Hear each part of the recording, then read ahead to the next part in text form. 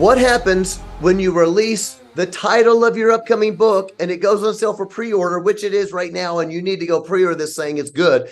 What happens when you release the title and it triggers everybody up in here? Not everybody. Some people are triggered in a good way. Some people are like, this is so mean. It's so divisive. This isn't what Christ would do. This is the last thing we need in this country, or you've gone down a rabbit hole. It's not good to give people conspiracy theories. I'll tell you what, we're going to answer some fan comments today. I want to explain some things. I think it's going to help people, whether you care about my book or not, or whether you care about these comments or not. I think it can help work through some things in the normal person's life who says, hey, I just want to live my life. I want to raise my kids. I don't necessarily want to be involved in culture war. Guess what? Neither do I.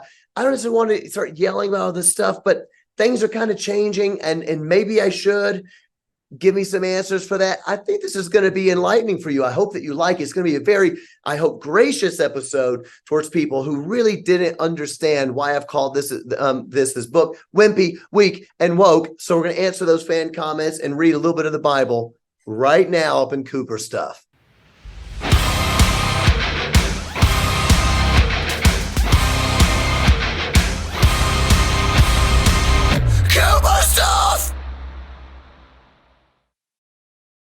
Welcome back to Cooper Stuff, everybody. It's so cool to be back. All right, so as you know, I announced my book. It is available for pre-order now. It is called Wimpy, Weak, and Woke. The subtitle is How Truth Can Save America from Utopian Destruction. Now, some people are freaking out about the title.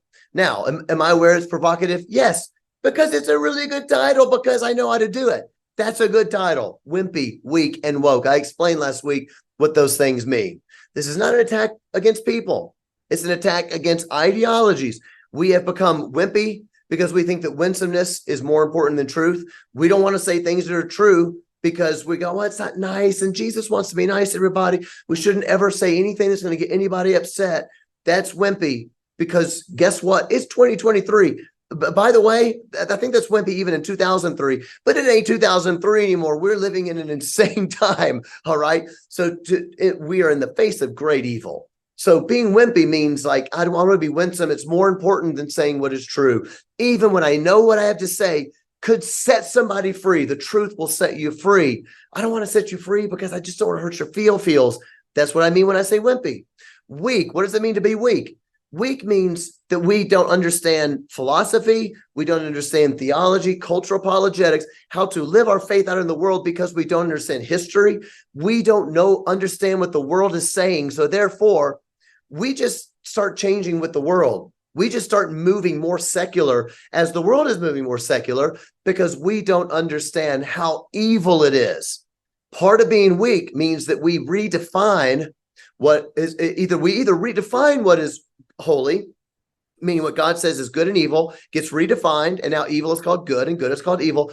Or part of being weak is that we are embarrassed of the character of God that he gives us in his revealed word in scripture.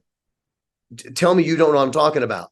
This is when you have that feeling like somebody says, wait, are you saying that the Bible says fill in the blank? And that little feeling in you that goes, oh, I don't know if I should say that because it kind of makes God sound a little bit mean.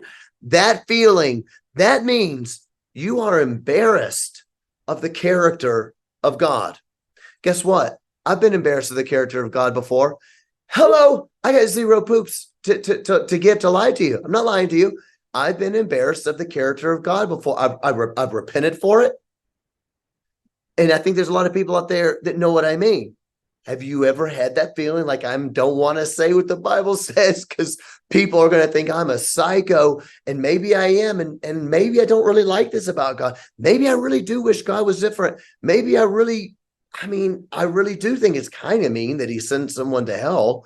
I don't like that, and maybe that is mean, and that means you do not like the character of God. Let that sink in.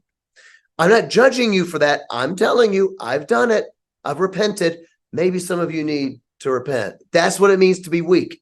What does it mean to be woke? Woke means that you have taken biblical justice, that is the law of God that tells us how to meet justice, what is right and wrong.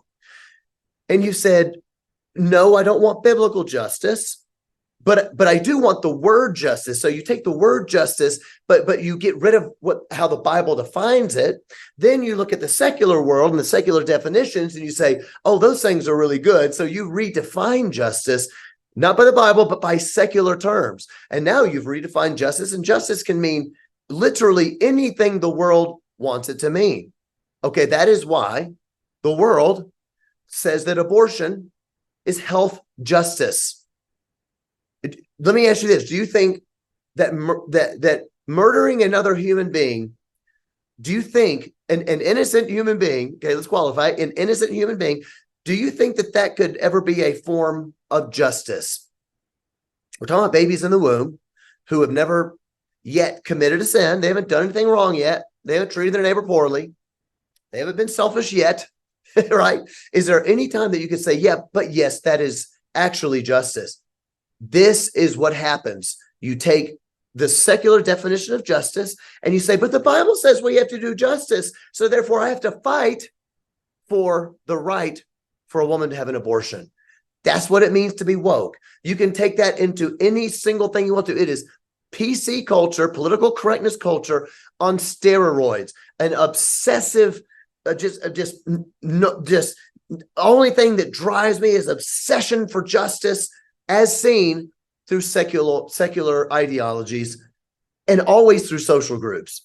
It's to equalize outcomes between groups of people, men and women, whites and blacks, whites and browns, blacks and Asians, whatever it may be, all the heterosexuals and homosexuals. We're going to equalize everything in a social group, and that social group is what defines you. And now we need political correctness culture on steroids to fight for oppression of the marginalized, but it is not the marginalized as the Bible defines it. It's not the marginalized as the Bible defines it, like people who have been treated with unequal weights and measures. That means, so for instance, you treat the poor better than you treat the rich, or vice versa. You treat the rich. Typically what happens is they treat the rich better than the poor. Are you going to have justice for this person? It depends how much money he has. Is he important, or is he just like a homeless beggar that doesn't really matter? So we don't need the same level of justice for him because his life isn't worth as much. That is an abomination to the law of God. All right? That's what wimpy, weak, and woke means. People were absolutely triggered. And I understand it's provocative, but here's what I want to do. I want to read you some of the fan comments nicely. I don't mind these fan comments. I like getting comments, and I understand people have questions and whatnot. I'm going to answer each one of them. I will get to it specifically, but some of them I won't need to specifically because I'm going to read them. I'm going to read you some verses from the Bible, and I want to give you a general understanding of really what can answer all of the questions in one. I personally think it is a wrong understanding, A, of the times that we are in, and B, what the clarion call for the gospel is supposed to be in the earth. Is the call for the gospel in the earth supposed to be nothing more than there's a God who loves you and he wants to change your life? Or is the gospel call to the earth, you are a sinner, I was a sinner, we all have sinned and fallen short of the glory of God. And what you are doing that you have now called good, it's evil, but you call it good. It is wickedness, but you call it righteous. That is actually a wicked thing you are doing. And I'm calling it wickedness so that you understand your sin. And then the good news is that Jesus Christ died on the cross to pay for that sin. And if you will repent and believe in him, that he died and rose from the dead, then you will be saved and you will be forgiven. You will become a brand new creation in Christ. If anyone is in Christ, he is a brand new creation. The old has passed away, but a new life has begun. That's the good news of the gospel. I think that the gospel contains an element of saying to the world, that is evil, that is dark. So we're going to get into those things right now. First, check this out from our sponsor. Let me tell you guys about my friends at SD Bullion. All right. precious metals, gold and silver. Some people go, I don't really understand why this is a big deal. I want you to understand this. A couple of years ago, I got very concerned about the state of the world. All right. We're talking about inflation. We're talking the amount of debt the U.S. has is so absolutely insane. We're talking about the possibility of a one world technocracy, a one world currency, which is just so very, very frightening. We are printing money and spending money at a rate that we cannot keep up with, frankly. So I said, okay, what can I do to diversify my funds that I have something in my hands in case the very worst happens?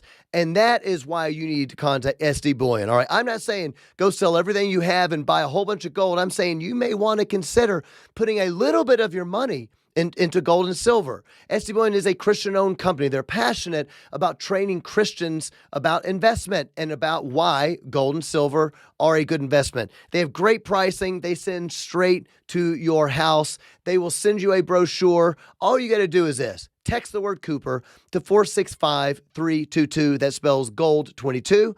They're going to send you a brochure. They'll teach you about it, give you options. Or if you say, hey, I want to spend 75, 80 bucks. I want to get a silver coin or something like that. Text the word Cooper to 465-322. That's gold 22. They're going to give you a discount on your first order. All right. I do it. I bought all of my stuff for there, and there's just something about having it in your hand. You put it in a safe, and if the worst ever happens, you go, you know what? I know this for sure.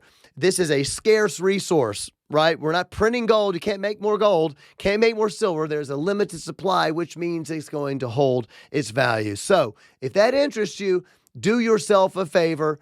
Contact SD Bullion and say, hey, give me some information so I can understand exactly what this is. Text Cooper to 465-322. All right.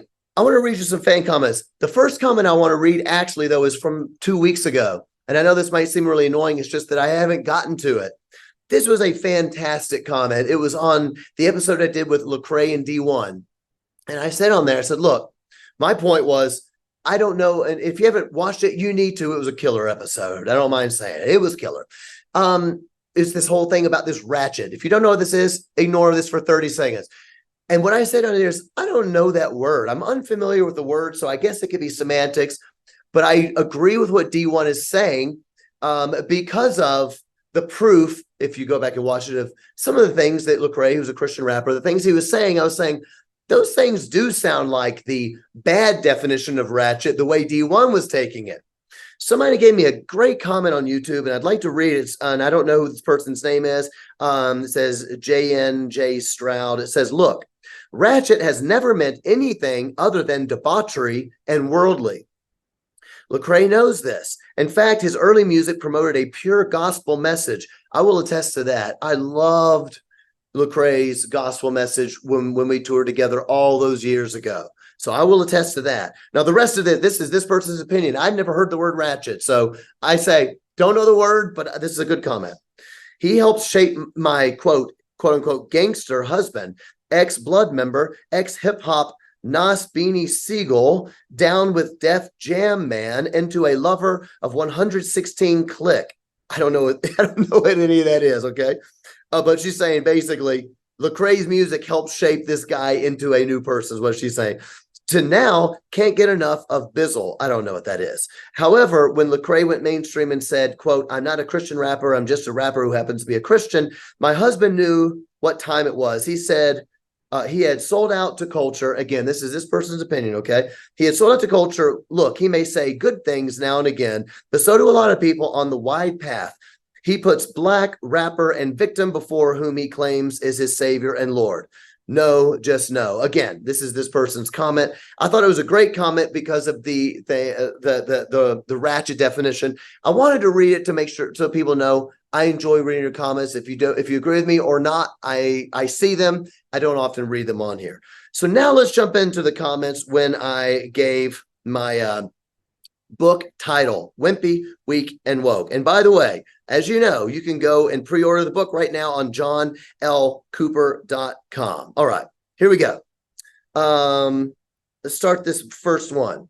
This is somebody, maybe I won't say their names because I do not want people going and yelling at these people. These are good comments. I don't mind answering them at all. So please don't think that I want anybody to attack these people. Not at all. This person says, this is on Insta, how American Christian white men can have a revisionist history of how quote unquote utopian things are and how great the good old days were is beyond me. This title is dehumanizing and polarizing, which goes against the teachings of Christ.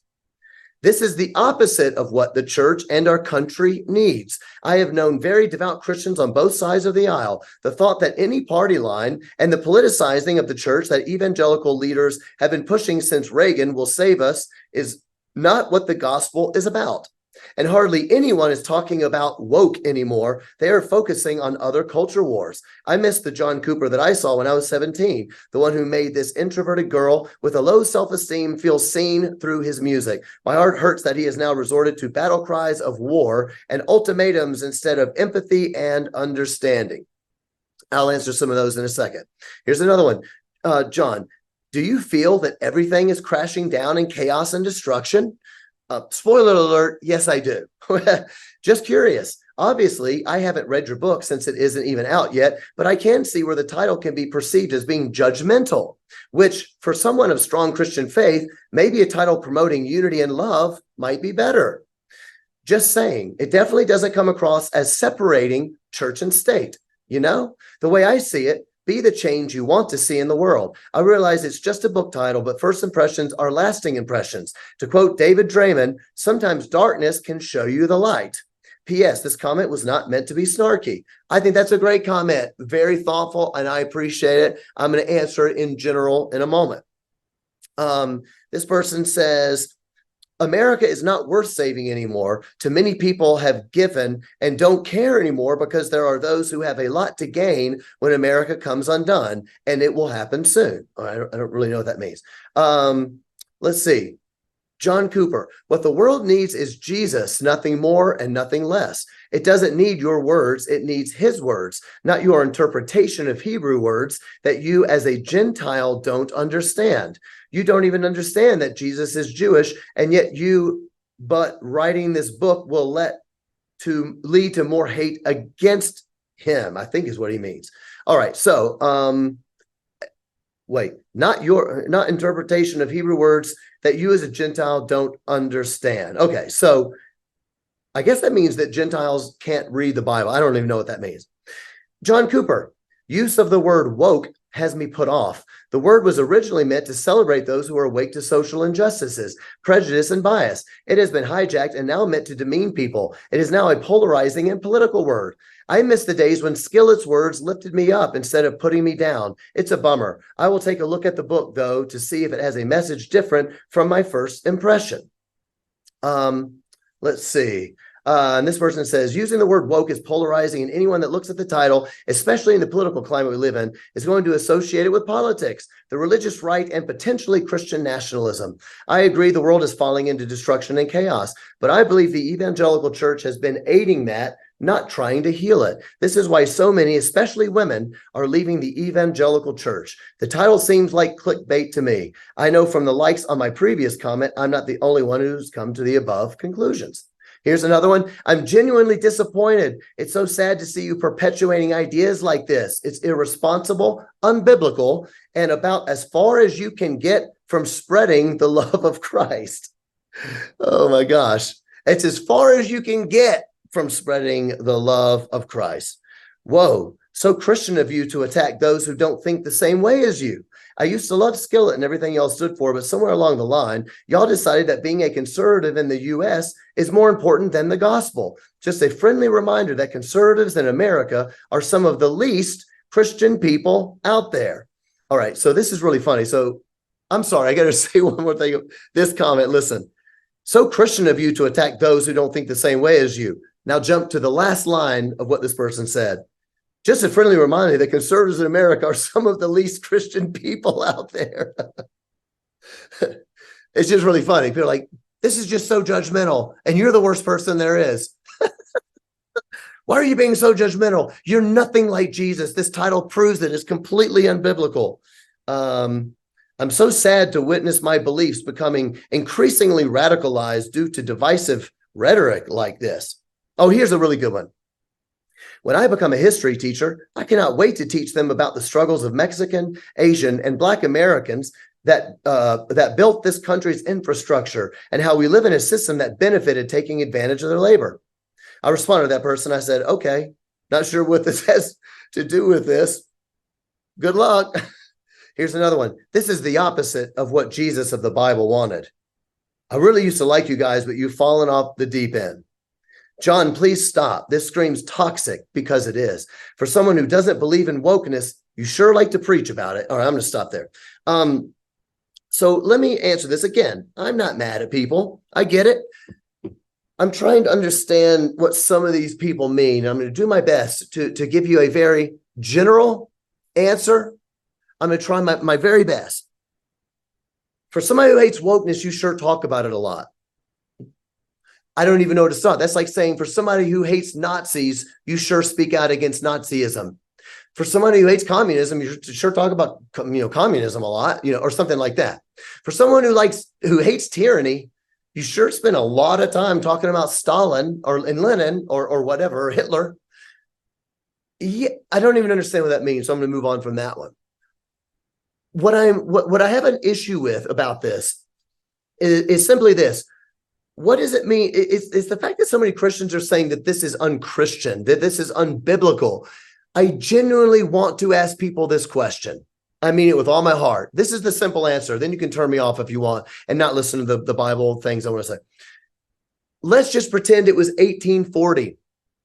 And let's pretend that I'm in a singing group that travels and is popular in the North and the South in America during a time of slavery, during a time of incredible disunity in America for how America was going to go forward, if America was going to go forward, because, and the issue of slavery being the major driving force. If I am a Christian and I'm promoting Jesus Christ as the Savior of the world, and I'm going and playing in the South and the North, I'm doing both, do you think it's appropriate for me to be speaking out against slavery? Is that an unchristian, unbiblical thing to do? Because I would be promoting disunity in America. Serious question.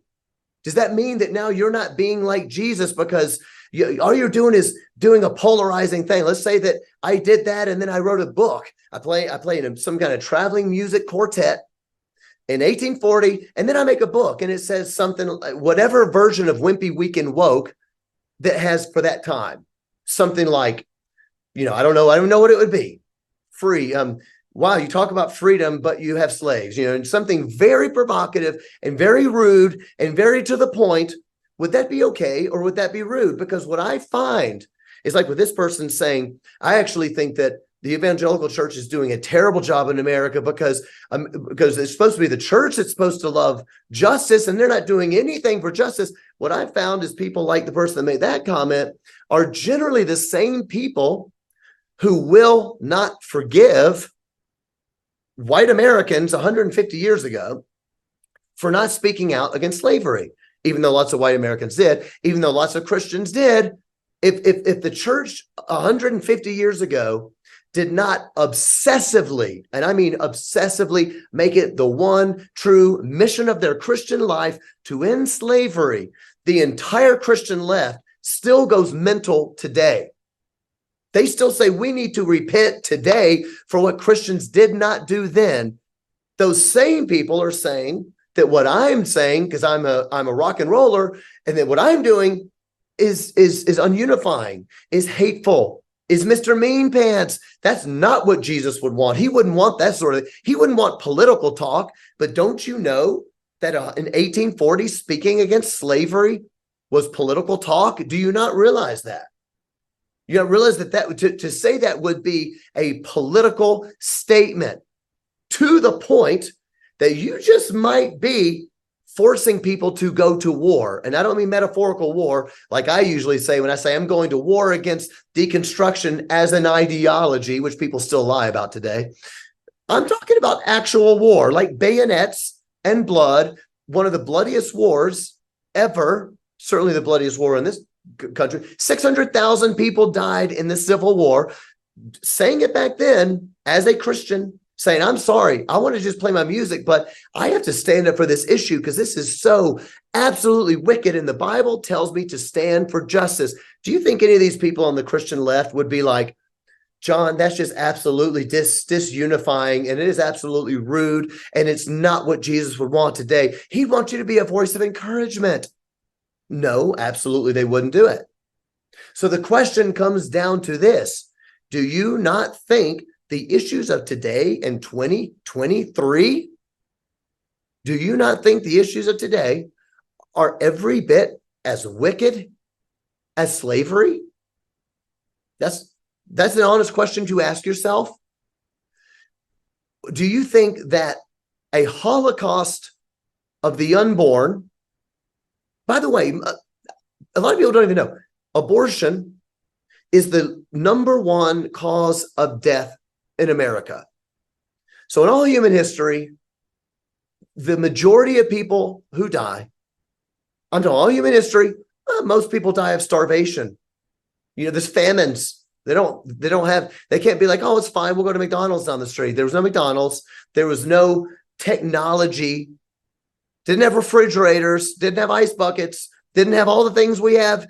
People died from starvation. It's like wiping, and you go read history, even in the Bible, old literature, you're like, oh, okay, all these people just got wiped off the planet because there was a famine in the land that lasted for 4 years, and they all died from starvation. Now, the #1 cause of death in the entire Western world is the killing of the innocent in the womb. Do you think that do you think that maybe that's a little bit like slavery or worse? Hello, think about it. Do you think that it might just even be worse? As dehumanizing and wicked and evil as slavery is, do you think that abortion just might be even worse? 800,000 babies a year? 64 million babies that have been slaughtered in the womb legally. It's not just that it happens legally, and it is called justice. It is called an act of love. It is called an act of mercy. Anne Hathaway called it an act of mercy. Do you think that that's anything like slavery? Let me read you some Bible verses, then I'm going to tell you a story.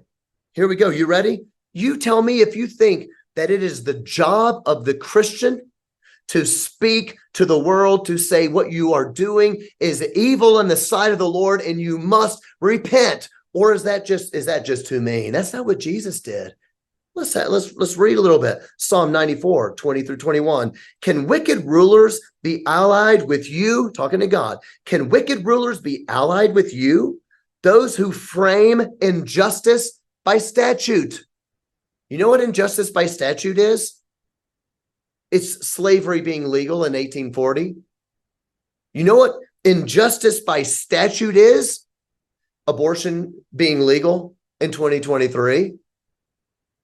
We could keep going down that road, and we will in a second up in here.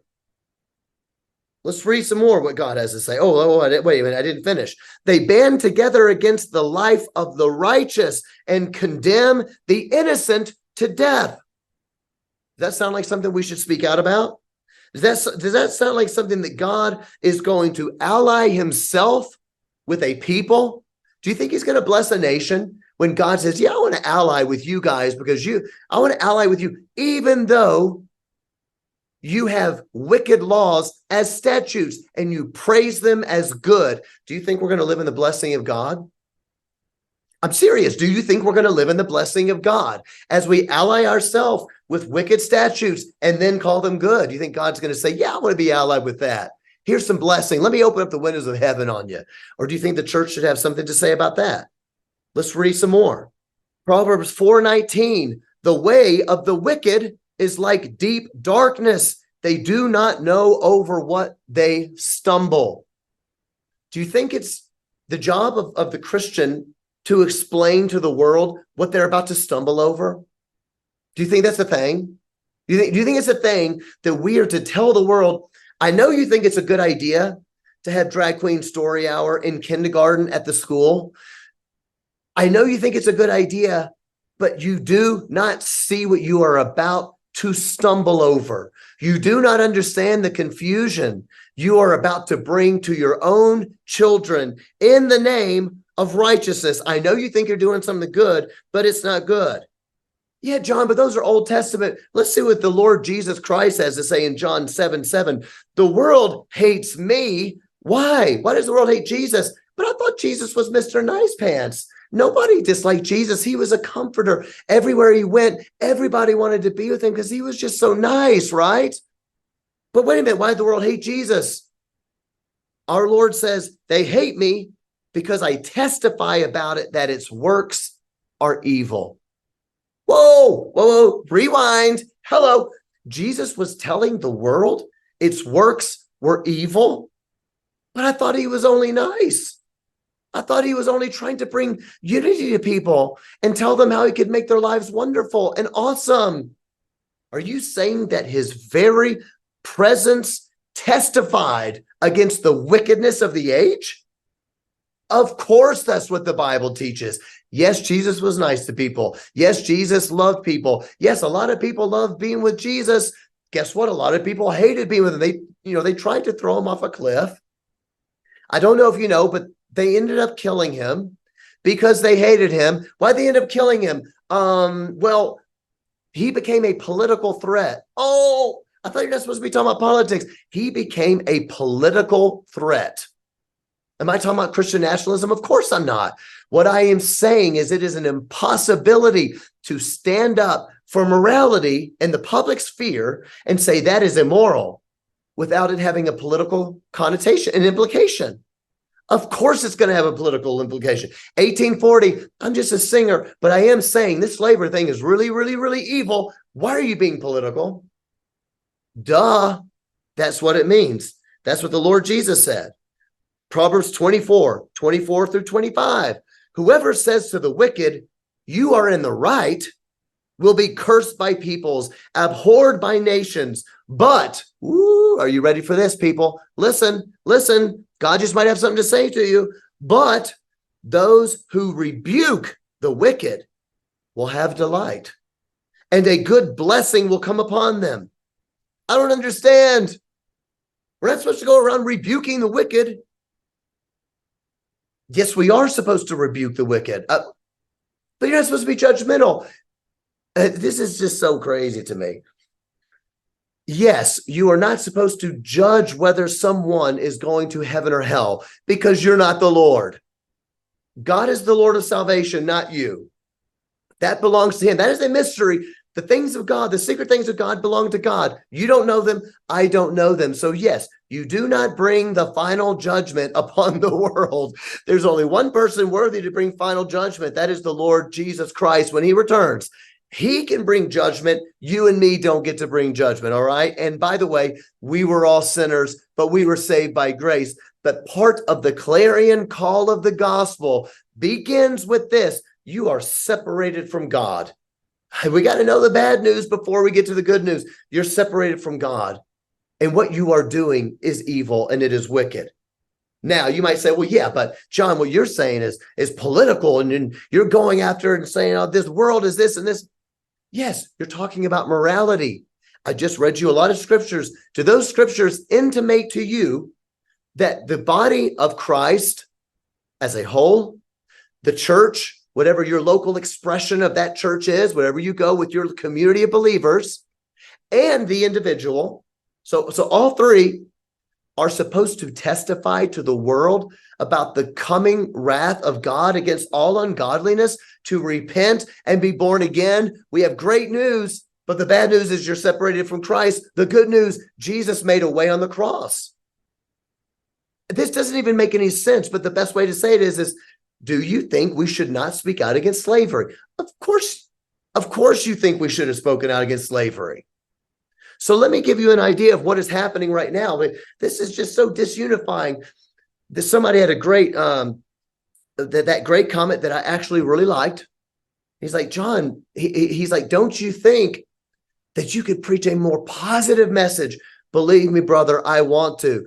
I really, really want to. And if we could rewind the clock This is what I've been saying to people like, John, why don't you just play music and stop getting so into culture war? I say, I'll make a deal with you. I'll stop talking about culture war and we can rewind the clock and go back to the culture of like 2005. Can we do that deal?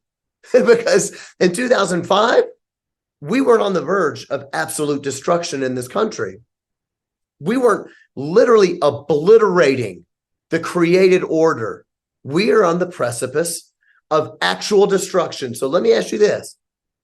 If it is true that we are on the precipice of destruction of the country, if that were true, it's a big if, I get it, hypothetically, if we were about to descend into hell, into totalitarianism, into tyranny, into putting Christians in jail, do you think it would be a good thing to say something about that happening? Another question would be, do you think that Dietrich Bonhoeffer was correct? Dietrich Bonhoeffer is the theologian in Germany, had a radio show, was saying to the church, this Hitler guy's a problem. And the church was saying, no, he's not. Quit being so disunifying. Quit being so mean. Just preach the gospel, Bonhoeffer. Don't get involved in all this politics that you don't understand. Hitler's just trying to bring unity to the nation. That's all he's doing. All he's doing. The church was against what Bonhoeffer was doing. My question is, if you believe that a Hitler is rising up, do you think it's right? Is it Christian for Bonhoeffer to say, this guy is a problem. He is going to bring tyranny and the destruction like you have never seen. It is going to be mass murder. Do you think that's worth speaking out against, or is that just not a gospel issue? If anybody's bought anything from my company, Hawk and Hatchet, you know it's awesome. People love it. And we have something special for you guys because it's fall. Fall is my wife's favorite time of the year. And there is a killer candle we have. It's the fall candle. My wife loves it. It's the fall candle, baby. It smells just like fall. But we're going to give you guys a 15% discount for Cooper Stuff fans. But you got to make sure when you're checking out that you put the discount code in. Check it out. Fall for Coop. Hello. We're smart over here. Fall for Coop. You get a 15% discount on that candle. Go check it out. hawkandhatchet.com. The question comes down to this. How do you think things are going in America, bro? I got a story for you. Let's think of it like this. I like telling these stories, and some people, as I read, somebody says, dude, you're going off the deep end. Well, I'm about to go off the deep end for you. I mean, I don't think I am. I think a lot of my followers don't think I am. I think people with like eyes to see and ears to hear, they know it's true. Even a lot of people on the left know it's true now. Atheists on the left know it's true now. Bill Maher, Joe Rogan, Elon Musk. There's a lot of people going, oh, what in the actual poop is going on up in this piece? Destruction. Here's an analogy. Let's pretend it's getting harder to pretend, by the way, because the world's becoming such a trash heap. But can you pretend for a moment with me? Some of this might seem even a little bit true to you, but let's just say hypothetically. Let's say there was a movement that said that climate change is such a big, terrible thing for the world. It is so absolutely horrendous. And it is we're on the precipice of literally destroying the earth if we don't change everything right now. It is such a huge thing that everybody needs to stop having children. I'm not talking about having lots of children. I'm not talking about not having 4 children. I'm talking about having no children. Okay, let's say that people said, dude, the world's going to get destroyed next year unless every single human being never has another child. Let's just say that. Let's say that was the movement going on. Why don't we call that movement the pledge? It's a movement going on for people to pledge that they will not have any kids. And so let's say that you're a Christian family and you believe that the pledge is actually not a good thing because you believe in the created order and you believe in the dominion mandate. You believe that God said, go and fill the earth and this, that, and the other. And also you believe that we are supposed to take dominion over the earth to make it produce for the good of mankind, who is the apple of God's eye, right? We are the pinnacle of God's creation.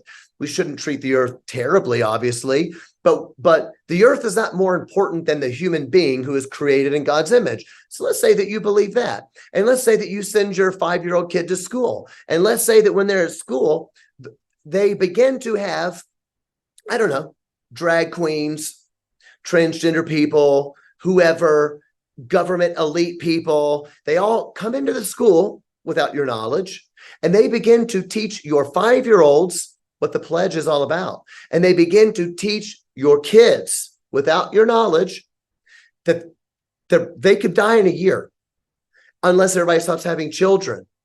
And we need to create a new society where children understand that having babies of their own when they get older is actually wrong. Getting married is actually wrong because getting married leads to having babies, and none of those things are actually really good. We don't need that. You don't need marriage. You can't have kids. And they begin to say to your kids, hey, you don't need to tell your parents about this, but what we would like you to do is to sign a pledge. And in that pledge, it's just going to say that you are committing for your life that you're not going to have any kids. You do that pledge. Meanwhile, big tech and big government and big business all say this is actually really good, and we all believe in the pledge, and we all need to do it. So they create a graphic for the pledge, and then they go and they say, you know what we need to do? We need Hollywood people to begin to promote people who follow the pledge in their movies. And in fact, we need to make sure that in every film, they praise the pledge and they demean people who are against the pledge. Okay? So every film is going to say, it's such a great thing that you would love people enough to never have a kid. You're the good person. But if you're one of these kind of like Hitler type people, if you're like Hitler, or if you're like if you're the devil, if you're so narcissistic and selfish that you want to get married and have children, then you actually don't deserve to be accepted into polite society. Big tech says, yeah, that's actually true. In fact, we're going to start to censor people on social media who are promoting families. They're the anti-pledgers. We're going to come after the anti-pledgers. The anti-pledgers, you know what they're going to do? When they post something like that, at first, we're going to put a disclaimer on there saying that this is misinformation and it's disinformation, and you're falling down a rabbit hole of conspiracy theories. And then if they keep it going, we're going to demonetize them. If they make their money off of Facebook or YouTube or something like that, we're going to demonetize those people. Maybe eventually we're even going to put those people in jail. Why? Because they are the greatest #1 threat to society.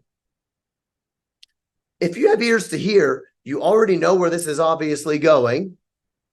What happens if there are churches that don't follow the pledge? Well, the government may have to clamp down on those churches, because that sort of free speech is actually hate speech. That kind of free speech leads to violence, and violence is not free speech. So now, no First Amendment for you anti-pledgers. You go to the store and you want to buy Oreo cookies, and you buy the Oreo cookies, and there's lots of little kids with little stickers that say pledge, and it's really wonderful, and everything is promoted so you can pledge. And then what do? When you're in 8th grade, they start saying to those kids that sign the pledge in kindergarten, hey, now that you're in 8th grade, we want to begin to give you medicine that is actually going to make you unable to have kids. You've already pledged that you're not going to have them. And since you pledged it, we're going to give you medicine to make sure that that actually can't happen. And you don't need to tell your parents. All right. But if you do tell your parents, and your parents say, no, I don't want you getting the medicine because you're not old enough to make that decision yet, then we just might make a law saying that those parents are no longer able to parent you. You see, they're unfit. And so now the state needs to come in and take those kids away. Why? Because the parents are now the #1 threat to their kid that wants to sign the pledge and begin to get the medicine. At age 15, they begin to say, now we're going to begin to have surgery. You already had the medicine to make you infertile. Now we're going to go ahead and have the surgeries that will make that happen. And so the entire system of our country, you can't work. We're going to shut down your farms. Why are we shutting down your farms? Because the farms are killing the earth. So we're shutting down your farms, and we're going to encourage you to eat insects. And if somebody says if one more person says I'm going down a conspiracy rabbit hole, I'm going to have to find the nicest way possible to say, you are the ignorant one. You are naive. You clearly have not read anything that's happening. You have opinions and you're passionate about those opinions, and you don't want to be seen as a crazy person. I don't want to be seen as a crazy person either. But if you deny that our elites are trying to shut down farming and push insects onto the society, then actually you're not the crazy one, you're the ignorant one. I'm sorry, but it's true. So now the pledge says, we got to shut down the farms. We're going to make you eat insects. Yes, we know you're poor, and we know we're shutting down your fossil fuels. I know you can't do your job anymore, but the future of the planet depends on it, and you're a bad person. And if you don't like it, you're not going to have any way to eat. You're not going to have a job. You have to sign a little form at your work saying, I think that the pledge is awesome. You get to sign it and say that you believe it. And then you have to sign something that says that you're against the anti-pledgers. You see what I'm going with all of this? If all of that was true, would you say that America is kind of headed in a little bit of a dystopia, to a destruction of American society as we have known it? Not just American society, to all of Western civilization as we have known it. Would you also say that, my gosh, it's going to be hard to live out my faith as a Christian in that world because the government is clamping down on me, disallowing me to have children, which is part of the Dominion Mandate, disallowing me to parent my kids in the way that I want to parent them, disallowing me to have autonomy over my livelihood because they're shutting my business down, either because I'm a farmer or because I'm involved with something that requires fossil fuels, or because I did not sign the pledge paper, which, if you haven't figured out yet, is a lot like the LGBTQ plus IA, everything you have to sign at your job if you want to keep your job. Do you see where this is going? Do you think then that there would be a little bit of a reason for the church to say, that's wicked, that is evil? It's not just because I'm some Christian that wants to be a Christian nationalist and make you live by my rules, but actually, that's going to be bad for everybody. That's totalitarian, and it's also a lie. It's built on lies. You don't have the right to do that. It's against the Constitution of America. It's against biblical law. What else do you have to say about it? That's a long story, isn't it? John, you're going down the rabbit hole. Am I? I got to imagine some of these people that say, that people like me and you that watch Cooper stuff, that we're going down a rabbit hole. I got to imagine they just don't have kids. Maybe they're just literally blind. Maybe they don't read anything. Maybe they haven't had their 5-year-old come home from school with a gender unicorn, explaining that there are 32 genders and they can be gender fluid, and they might be a boy or a girl or both or neither. They might be a boy now, but decide later that they're a girl. It doesn't matter because these things aren't even real. They might come home in 7th grade and you find out they've been getting testosterone shots at school from the school nurse without you knowing it. And they're going to call that good. You see, it's evil, but they're going to call it good. You may find out that your 13-year-olds had their first abortion. You don't need to know that. You're just the parent. And your taxes paid for it, by the way. You just didn't really know it. I got to think these people just haven't been paying attention at the mutilation of children's bodies, and it is called good. It is praised by Hollywood. It is praised by celebrities. It is praised by the political class, mainly on the left. And if people are too ignorant to understand that I'm not being for the Republican Party, but yes, of course, there's a pretty big bifurcation of who is supporting this. And typically, it's not the Conservative Party. The Conservative Party still kind of believes that there's such a thing as men and women for the most part. But don't worry, be patient. They'll give in on that eventually because the Republican Party is godless. This isn't about the Republican Party. But yes, our politicians on the left praise transgender ideology. They want more transgenderism. They want more of your kids getting testosterone shots, your girls getting T-shots. They want more gender surgeries in minors. How do I know they want more? Because I have eyes and I read the stuff they say, man. Are you not reading the stuff they say? Fighting for drag queen story hour for your kindergarten at school. We haven't even gotten into crime. The fact that there's a 29% rise in homicide rates in America from 2019 to now. Well, what happened in 2020 that could cause that? I don't know. Riots for justice. How much justice have we seen? Nearly 30% rise in homicides, mainly in inner cities, which disproportionately hurts the very marginalized communities that they say they want to care for. We're living in a trash world that is so filthy and so disgusting. We are about to fall off the edge, and it's not just going to be Christians who are hurt by this. It is going to be everybody. Do you see what I'm saying? So I think I don't even need to answer these things specifically. I said I'd answer them specifically, but I kind of feel like we pretty much did that, didn't we? Did we cover all of that? Let's go to the beginning, because I want to be fair to people. I love people that disagree with me. It's no big deal, but I am trying to wrap my head around. I realize I'm not the smartest person in the world. I'm trying to wrap my head around how Christians could feel that it is not the role of the Christian to say to the world, you are about to cause the mass destruction of a generation of young people who are about to chemically castrate themselves. This is insane. You do know there's like a 2,000% rise in girls who claim to be transgender. Just since like 3 years ago, 2,000%. 2,000. Does that not strike you as something? And it's not just that, it's in the law. It's not just an opinion. It's not just something that someone's doing. You say, well, I think they have the right to do it and you shouldn't be mean about it. Well, okay, but it's in the law and we all must do it, or else there are going to be legal consequences. We are not far from legal consequences. All you got to do is read what's happened in Canada. John, that's so alarmist. Read what's happened in Canada. Read what's happened in the UK. We're not that far from that, dude. Already you lose your job if you don't celebrate it. I know people who have lost their jobs because they would not sign the form saying that I believe that trans women are women and trans men are men, and I'll do the pronouns because they deserve to be. I'll sign the form. They say, no, I can't sign something I don't believe.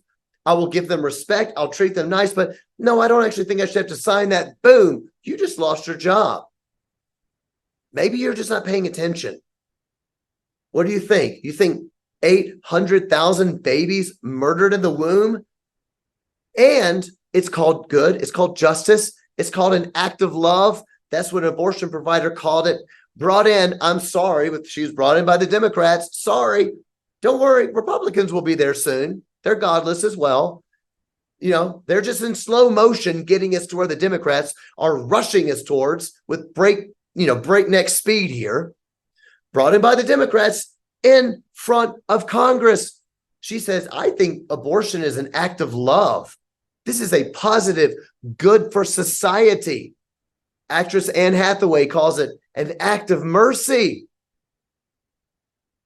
The singer Pink says, you know what? Anybody that's pro-life, screw you. F you, she says. I don't want you listening to my music. If you're not going to fight for women to have this right, I don't want you listening to my music. Shout your abortion, praises abortion as the most wonderful thing that's ever happened. It is your right as a woman, and you shouldn't be embarrassed about this. You should praise it. It is liberty. You think that's worth the church speaking about? So let's go back and read some of these comments. Let's see what we got here. How American Christian white men can have a revisionist history of utopian things are, and how great the good old days were is beyond me. This is just so, I'm sorry, but you haven't even read my book. This book isn't about how great things were. This is about utopian ideologies. Do you not know that what we're in the middle of right now is utopian? The people that follow it will actually tell you they followed philosophers who were utopian. It's just like, I'm sorry, I want to be nice about it, but You read Karl Marx's work, it's utopian. Marx says it himself. We're going to have a revolution and man is going to recreate himself and become a super being. Well, like that kind of sounds utopian to me. What do you think? The critical theorist. What do the critical theorists do? And we're going to have liberation. Man's going to be liberated and he's finally going to throw off the shackles of the past and come into a brand new, bright future of equity and justice. And man isn't going to have to work anymore because man already has everything he needs. And as long as we give ourselves to pleasure, Herbert Marcuse says, the critical theorist, neo-Marxist, as long as we give ourselves to pleasure, then we are going to live in a utopian state. Kind of sounds like utopia to me. So I don't even know what this means. I mean, obviously this person hasn't even read my book, How American Christian White Men. I mean, this is crazy to me. So saying that I'm the one being polarizing, this person says, listen, the title is dehumanizing and polarizing. Let's rewind to your first sentence, okay, friend? Here's what you said. How American Christian white men have a... That's a little polarizing too. I think there's probably some non-white men in America that also recognize that Karl Marx was utopian because he said he was utopian.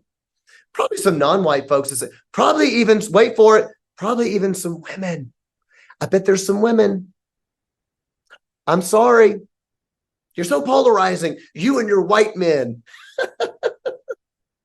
I'm sorry, but this is the opposite of what the church in our country needs, is it? So you think the country's going good? You think it's a good thing? You think the drag queens in the schools are good? You think the abortion is good and calling it love and mercy and a wonderful thing? You think that's good? You think the obliteration of man and male and female, you think that's good? You think the suppression of free speech is good? You see, this is the difference between me and you. I support the atheist right to say any dehumanizing thing he wants to about Jesus he could possibly think of. Say it. Say it about Christ. Say it about me. Say it about the Christian church. I don't care what you have to say because I am going to meet your ideas with the word of God. And the word of God is stronger and more wise than what you have because even the folly of God is more wise than the wisdom of the world. The smartest thing the world can think of, the gospel shames all of it. So I don't want to clamp down on your rights, but they want to clamp down on my rights. The truth of Christ cannot be spoken in that totalitarian worldview. Why? Because Christ sets us free. The truth of the word of God sets you free and they cannot have it. So let me ask you, friend, who's writing this. This is the opposite of what our church and our country needs. Really? So you're up for the tyranny. You're up for the tyranny against free speech. You're up for the tyranny against the freedom to meet and expression, the freedom to meet and worship God the way that we want to. You're up for the tyranny to make people sign that I believe trans men are win, or else you lose your job and your livelihood. You're up for that? You think that's a good thing? Blah, blah, blah, blah, blah. I miss the John Cooper that I saw when I was 17. You know what? I miss the world we lived in when you were 17 because it wasn't as insane. We weren't driving off the cliff into hell as fast as we possibly could. We weren't burning down cities in the name of racial justice and calling it a good thing. So I'm with you. I actually totally agree with that. Here's the next one. I already answered this, and I like this person. This person in the ends with P.S. This comment was not meant to be a sarcasm. I like you. That's a great question. But this person says, he says, obviously I haven't read your book, blah, blah, blah, blah, blah. But your title seems kind of judgmental. It's not judgmental. I am saying these ideologies are wimpy. They are weak. They're woke. They will lead us to destruction. They are evil. They are causing an incredible amount of heartache, not just the Holocaust of the unborn, but the death of male and female, the obliteration of the objective reality. It is going to has already led to so much depression, anxiety, suicide amongst young people. So I think that that's not judgmental. I think that is proper discernment. He says, which for someone who has Christian strong faith, maybe a title promoting unity and love might be better. Unity for what? What are we unified in? How are we to have unity When I believe that abortion is murder and someone else says, no, it's not, it's love. How do we have unity? How do I have unity when I say, you teaching that child that he can be a boy or a girl or both or neither? And maybe if he decides he's a girl, we'll give him some hormone blockers. Don't worry. Don't worry. We will cut your penis off later. We'll give you a fake vagina. It'll be a gaping hole in your body that will never fully heal. But that's because we love you. How can I unify with that? I don't even understand what that means. There's nothing left to unify. How are you going to do that? We have no commonalities anymore. Even my freedom of speech to say these things in a good faith debate, the progressives are trying to shut people like me up. They don't even want us to have a voice. They have demonetized us, deplatformed us, censoring us. Last week on my episode on abortion, I got a big thing. By the way, if you don't follow me on Rumble, if you're watching me on a different video platform, I won't name it, you need to go follow me on Rumble. Last week on abortion, they put a disclaimer on it. Disclaimer. I think we all know what abortion is. But no, it's a disclaimer. This is misinformation. It's not the ending of a life. This is the termination of a fetus. It's a medical procedure. So what are you to do in that sort of life? They want to get rid of us, not even having a voice in it, because they don't believe in freedom of speech. So what do you suggest? And I like this person. If you're listening, I like you. That is a great question. I feel you, and I got lots of love for you. What do you suggest we unify about? But I like you. Next person. Woke was not even a term. Oh, somebody's on about what the word woke even means. Yeah, you're right. So you should wait and see what my definition. Somebody's saying, well, woke didn't even mean that. It meant people that really cared about social justice. And now it's been turned into mean people. Yeah. Well, then you should wait and see how I say the word. If you care about the poor, that's a Christian thing. However, the people that first started using woke are woke in the bad ways for the most part. I mean, honestly, even proven, like when I started with the rapper Lecrae, who I like.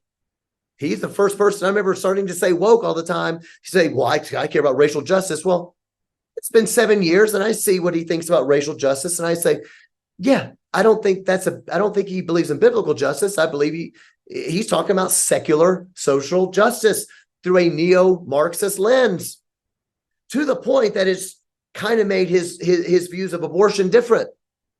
Yeah, because you can't expect somebody, it's like these people, let's move on from Lecrae, but a lot of other people say, well, you can't expect them to keep the life of the child when you're not paying for their health care. You can't expect that. Well, that's pretty woke. That's not biblical justice. That's something different. I think that comes from Marxism. That's actually like utopian wokeness. So yeah, you can argue about that all you want to, but the use of the word woke has put me off. All right, well, why don't you find out how I mean it? But my guess is going to put you off anyway. Using the word woke is polarizing. Anyone looks idle, and the political climate knows blah, blah, blah, blah, blah, blah. I'm genuinely disappointed. It's so sad to see you perpetuate ideas like this. It's irresponsible, unbiblical, and about as far as you can get for spreading the love of Christ. We've already really covered that I don't even know what that means. And frankly, this person, you haven't even read it. I mean, you might really hate it. Why don't you read it or understand what I'm talking about? Watch the podcast. Then send me a comment of why you think it's unbiblical to speak out against evil. I don't even know what that even means. I don't even know where to start with that. I don't even know where to start with that. Do you think it's a good thing to speak against slavery? Would that have been a good thing? Then why isn't it good to speak about abortion today? This makes no sense to me. I don't know. Worth thinking about. Whoa, so Christian of you to attack those who don't think the same way as you do. I used to love Skillet and everything you stood for, but now you decide that being a conservative in the U.S. is more important than the gospel. I don't even know what that means. I'll ask you again. Do you think Bonhoeffer, do you think he should have said something about Hitler, or should he have been like, hey, being a Christian is more important than not wanting to see millions of people die? And it's so I'm sorry. I don't know what that means. I think that we already went through that. This one's really funny. When I become a history teacher, I cannot wait to teach them about the struggles of Mexican, Asian, Black Americans that built this country. go for it. I don't even, I don't even really know what that means. So I hope that this has been helpful for you guys. I don't want to be mean to people. I'm just saying, I think we have to have a long thought about what it means to be a Christian. Is it just being nice to people? Or is it mean in 2020s, as our country is falling off the deep end into hell, do you think that we are going to have to say to the world, guys, you're going off the deep end. This is an incredible evil that you are promoting and you are calling it good. And it is going to lead you to a lot of heartache. Go and pre-order my book, Wimpy, Weak, and Woke, on johnlcooper.com. We got hardcover. We got a soft cover. You need to get it. It's going to explain all this kind of stuff, and it's going to go to the original sources, so you will be more educated than the people that are telling you that you don't know what you're talking about. Have a great week. Read the Bible. Go,